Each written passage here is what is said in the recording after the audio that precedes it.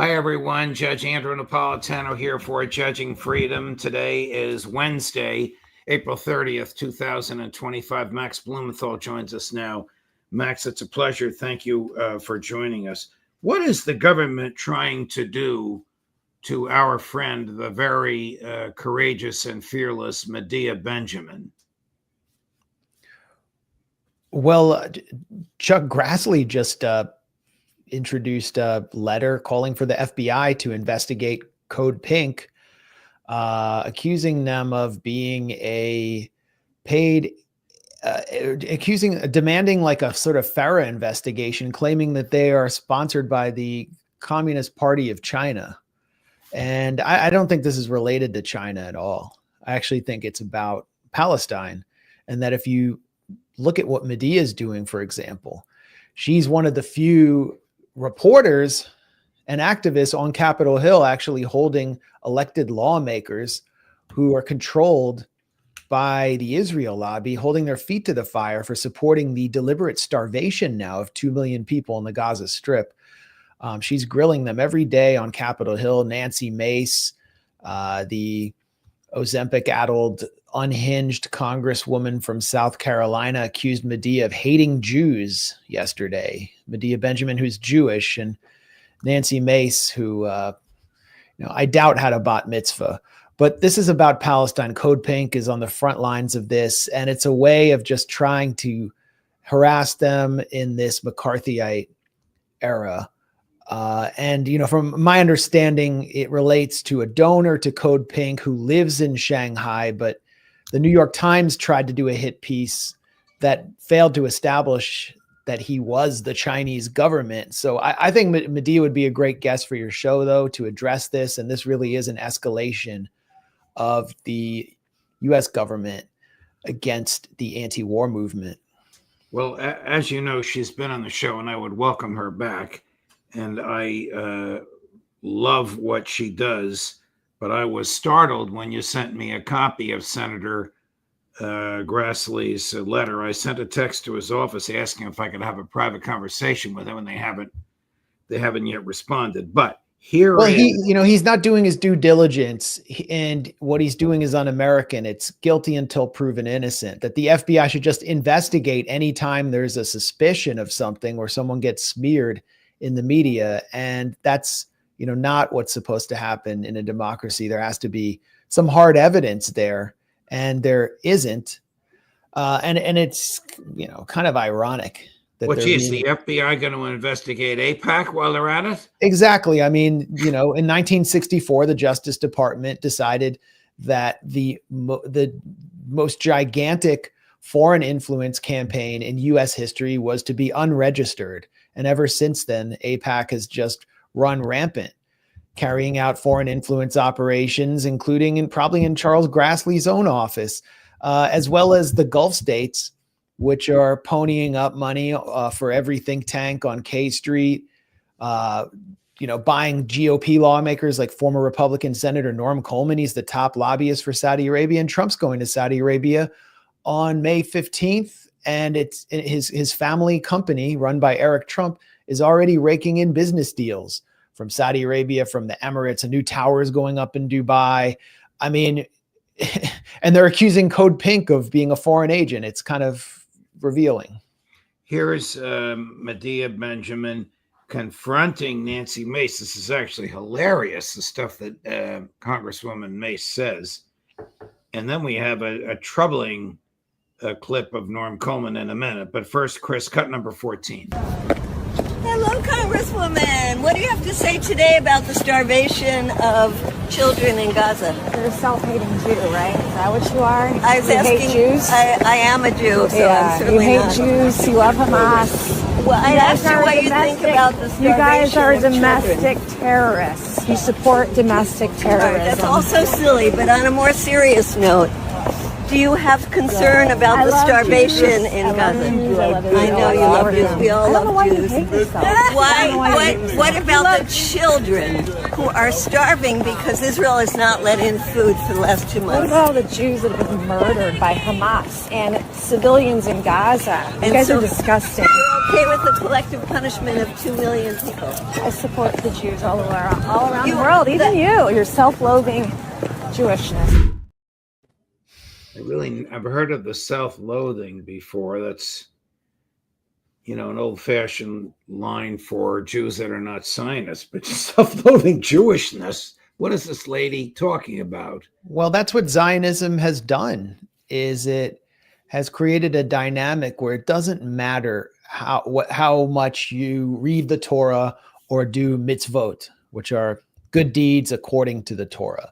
And that is sort of supposed to be the essence of Judaism, which was once a pacifist religion before the advent of Zionism. Now Gentiles, whose connection with Judaism is basically taking massive amounts of donations from an Israel lobby front group like AIPAC and using it and then voting in support of the deliberate starvation of 2 million people in a concentration camp where they're warehoused because they're not Jews. That makes them more Jewish than someone like Medea Benjamin, who was born Jewish, raised Jewish. When I went to Germany on a speaking tour about what I saw during the 2014 slaughter in Gaza by Israel, I was immediately greeted with headlines on Berliner Morgenpost and various Axel Springer-owned tabloids calling me a Jew hater, an anti-Semite. And one of the key Israel lobbyists in Germany, his name was Volker Beck from the Green Party, started saying, I hate Jews. I'm a Jew hater. This is a guy who's a Gentile. He's never had a bris or a bar mitzvah. So that's what Zionism does. Zionism is just your Jewishness can only be established through your worship of the genocidal Moloch of the state of Israel. And Nancy Mace, by the way, I mean, she aside from serving Israel, she also is making advancing the agenda of anti-feminists who don't think women should serve in politics. I mean, this is a complete clown show. Every day there's another unhinged display by Nancy Mace. Going back to 2021, when spray paint appeared all around her home with strangely modeled anarchist symbols that were facing away from the home and which matched closely her own handwriting. I mean, this is an unhinged figure.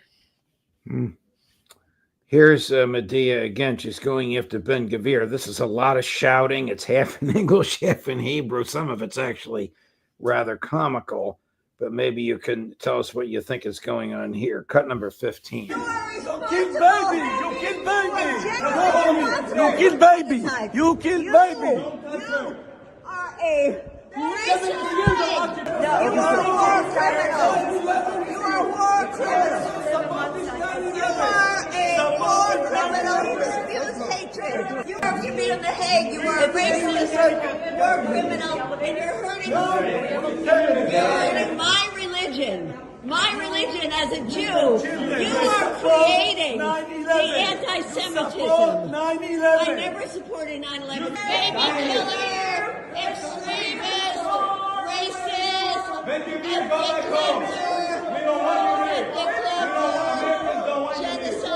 Get out of our house. We don't want you here.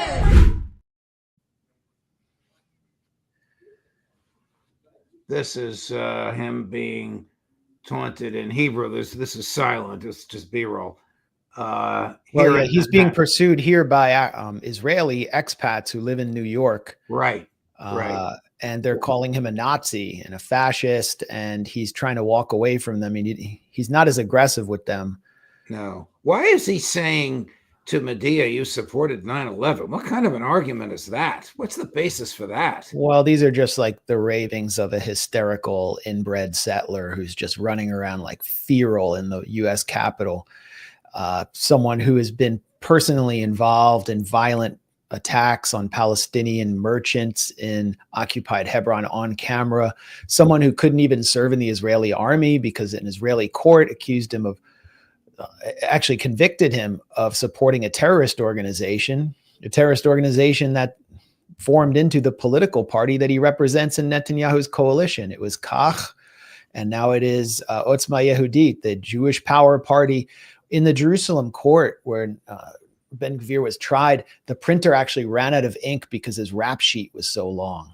This he's not only involved in crimes, his job has been as a lawyer to defend terrorists like Chaim Perlman, who randomly went on a stabbing spree of Palestinian civilians in the South Hebron Hills. That's Ben-Gvir's job. He is an acolyte of Meir Kahane, who was the first to introduce the call to fully ethnically cleanse Palestine. That's now so mainstream that Donald Trump is advancing it for Gaza. But what he was doing in the U.S. was twofold. Number one, he was there to promote his starvation plan, his plan to bomb food depots and food distribution areas in the Gaza Strip, where I just got footage from a journalist in Gaza. Entire families that get a bowl of rice every day to live off of, and he wants to bomb those areas and fully ethnically cleanse Gaza. His fascist confrere in the Israeli coalition, Bezalel Smotrich, said that the war won't end until hundreds of thousands are forced out of Gaza. So it's not really about the hostages. Ben-Gvir has been opposed to any hostage deal, prevented hostage deals, prevented the war from ending. And the other, agenda point for him in the U.S. is to polarize the U.S. public through his presence and provoke as much anti-Semitism as possible, which is why his speaking visits have been generally held inside synagogues, because he attracts protesters. Naturally, he's someone who should be protested. He's even protested by Jewish Israelis in New York, and they come to culturally hermetic areas of Brooklyn, like Midwood, which are mostly Orthodox Jewish, to protest. And then they come out and attack the protesters violently and say, oh, they were just here to attack our synagogue. And then the Trump administration says, this is anti-Semitism. By the way, Ben-Gvir was on his way in the U.S. Capitol as he was shouting threats and imprecations at American citizens.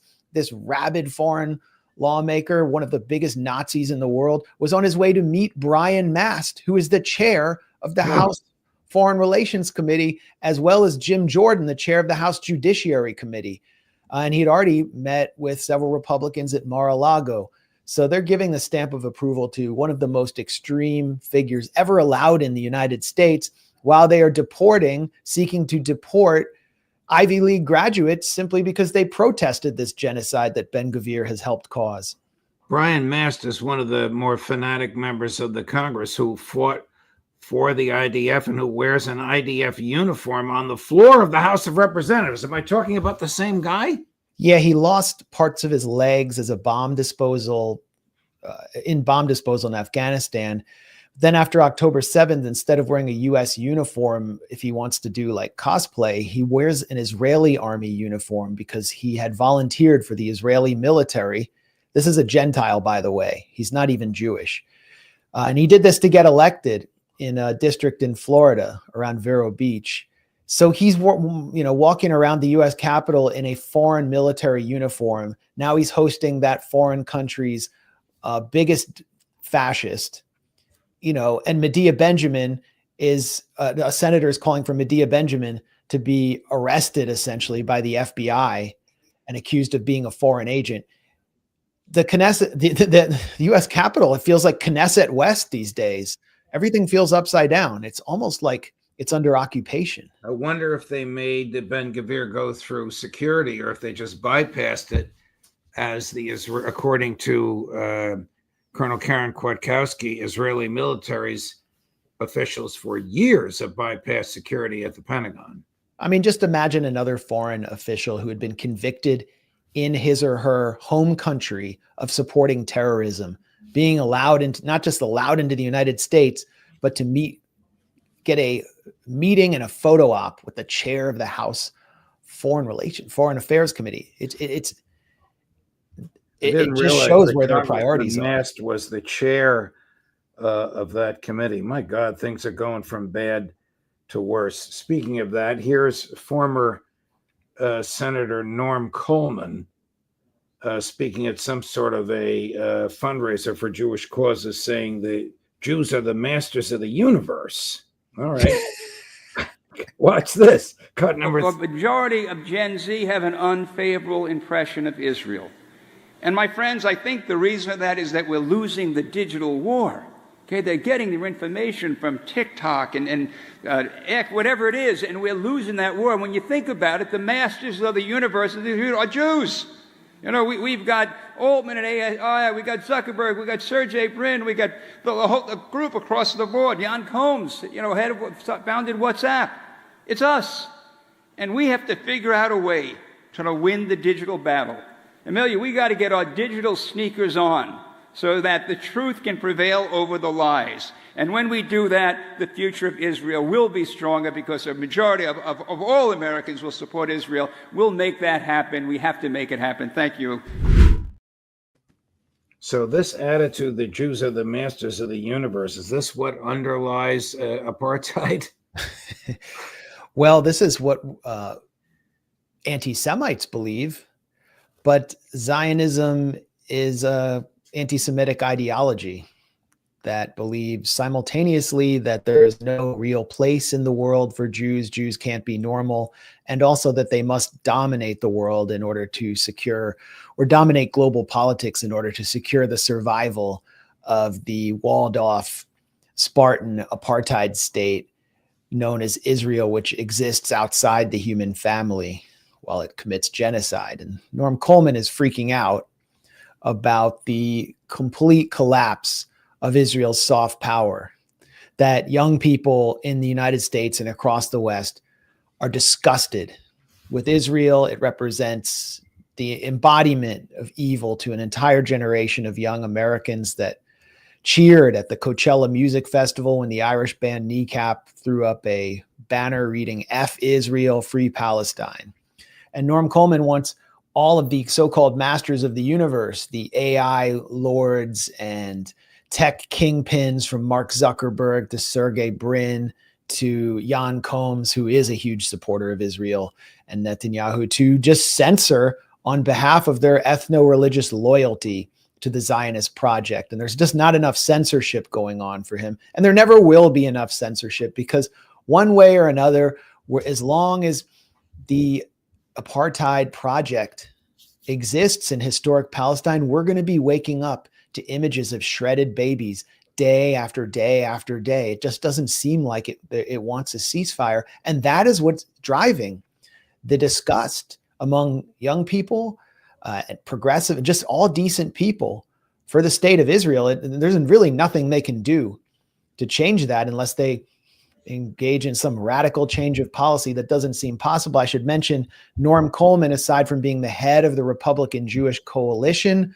which is a major front for the Adelson family and the Israel lobby, and a major GOP fundraiser, is the top lobbyist for Saudi Arabia in Washington. And he was the warm-up act at that JNS summit for Benjamin Netanyahu, who embarked on a kind of a victory lap, a 45-minute stem-winding, ad-libbed speech with no teleprompter, just glorying in all the, what he sees as the military victories and intelligence victories Israel has scored since October 7th, and culminating with another call that stems from the anxiety coming out of Tel Aviv and the Israel lobby. They're anxious about Israel's lack of soft power.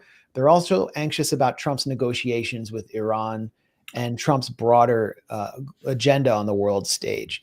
And Netanyahu essentially suggested that he would subvert an Iran deal and not let any deal come to pass between the US and Iran, which raises further questions about who's behind the Bandar Abbas port explosion in Iran, which killed possibly 100 and wounded hundreds on the day, the very day, on the very hour that the Trump administration engaged in indirect negotiations in Oman with the Iranian foreign minister. Wow. I saw another version of the Norm Coleman head. It was a camera from another angle, and Netanyahu was standing right behind him and smirking. Yeah, I wonder what he's like. You're not supposed to say that, but right. Here's something else that Netanyahu probably doesn't want somebody to say. We're hitting you with a lot today.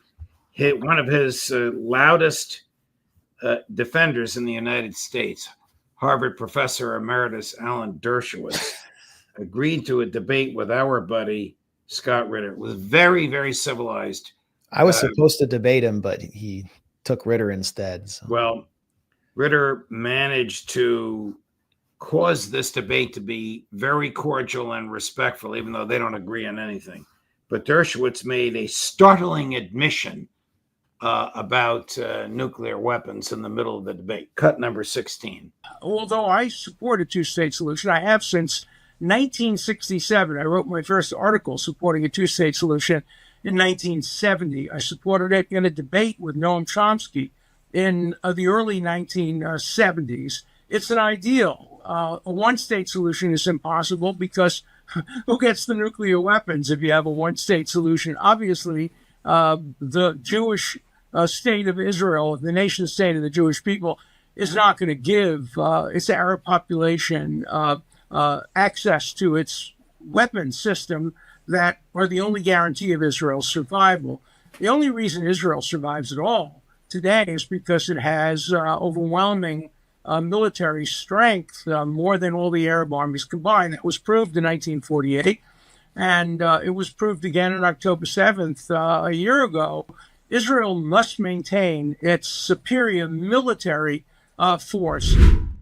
What he's talking about superior military proven on October 7th, but he did acknowledge something that's taboo for all those folks, the fact that the Israelis have a nuclear weapon.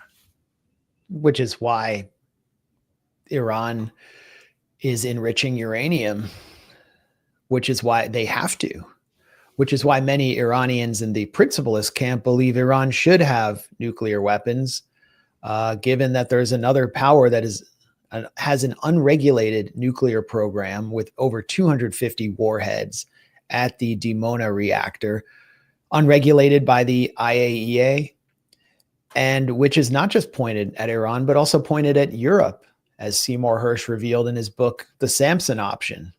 Israel will use nuclear blackmail to preserve its apartheidist structure against the West. That's what makes it so dangerous and uniquely destabilizing. And as Alan Dershowitz pointed out, it cannot be allowed to be a one-state democracy, one person, one vote, with equal rights for all, because, as he said, the Arabs, meaning Palestinians, cannot be given access to this death machine that Israel has amassed. And the West doesn't have the will to come in and say, let's look at what you've got and let's end it. Let's do a Libya-style solution. No, the Libya-style solution is for Iran, because Iran insists on maintaining its own political system and defending it with its military.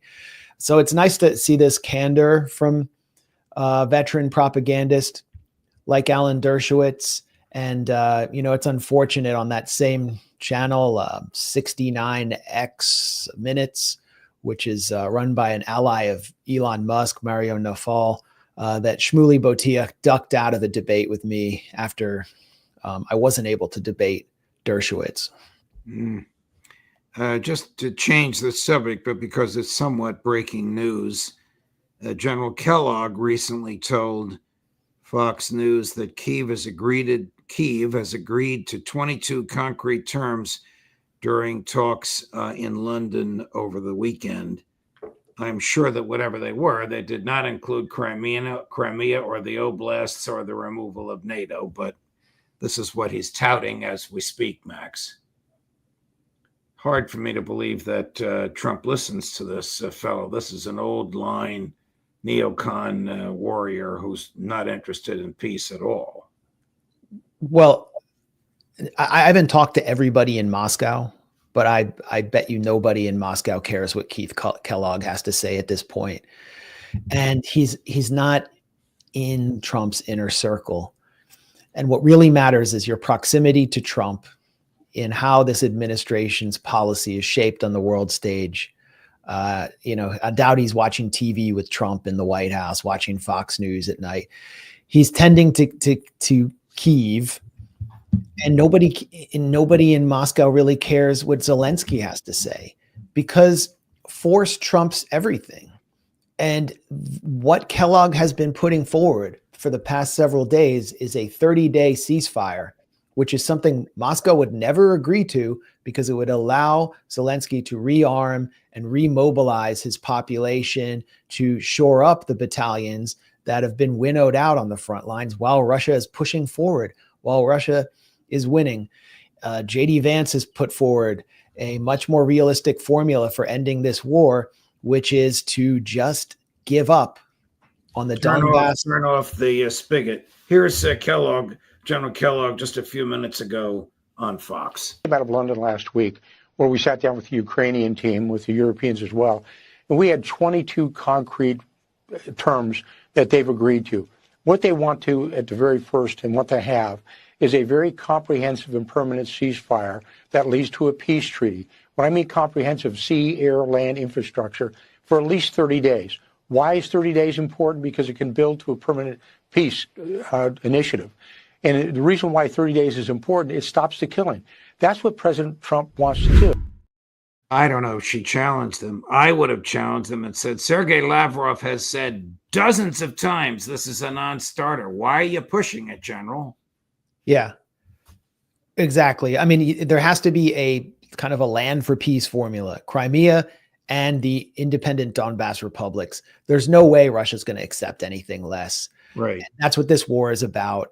And remember, before February 2022, it was the Ukrainian military attacking the population of the Donbass. There's no way that population, and attacking Crimea, there's no way that population wants to go back to Ukraine. So they just have to acknowledge the reality on the ground. Keith Kellogg refuses to do that. And who would trust the Americans at this point? There was a 30-day, there was a ceasefire in Gaza. The Trump administration came in, organized that, and it greenlit Israel, completely fracturing the ceasefire. It defended it doing so. And it looks to the world like the Trump administration just gave Israel the ability to remobilize and rearm. So why would Russia trust the US that 30 days will actually lead to a permanent ceasefire? What they want to get is something permanent, right? That they want to do something permanent. As with the Iranians, Tehran is not going to accept another JCPOA style agreement that another administration like the Trump administration did can come in and shatter. So they want a permanent deal.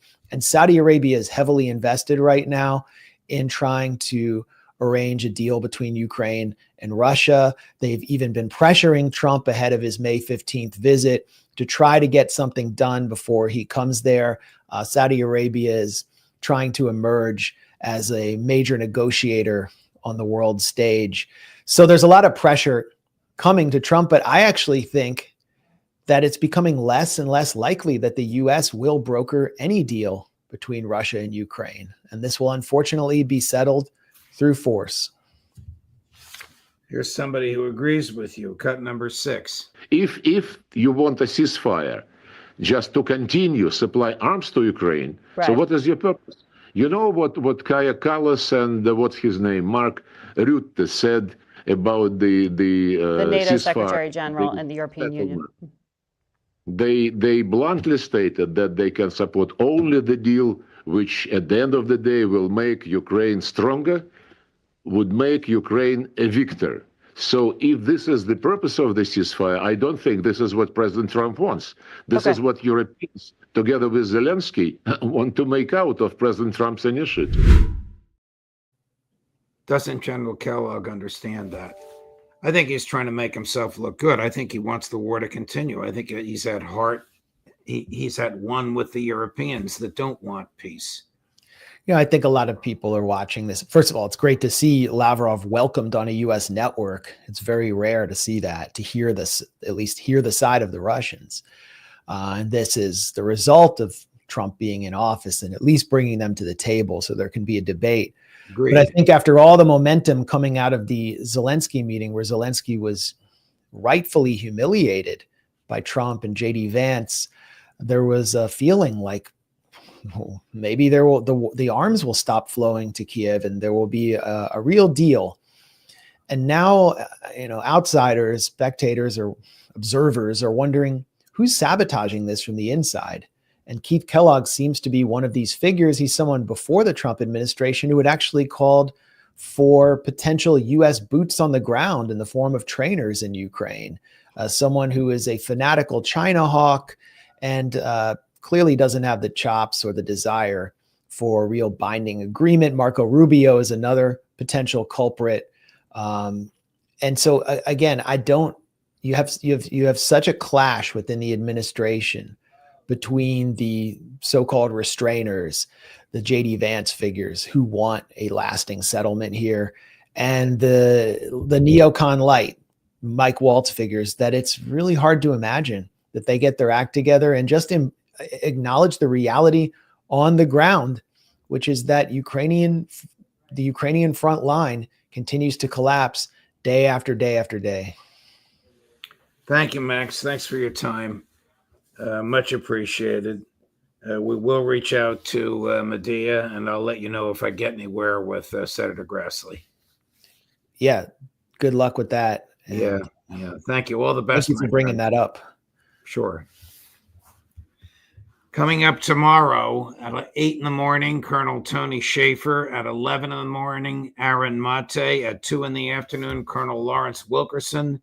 At 3 p.m, Professor John Mearsheimer. Judge Napolitano for Judging Freedom.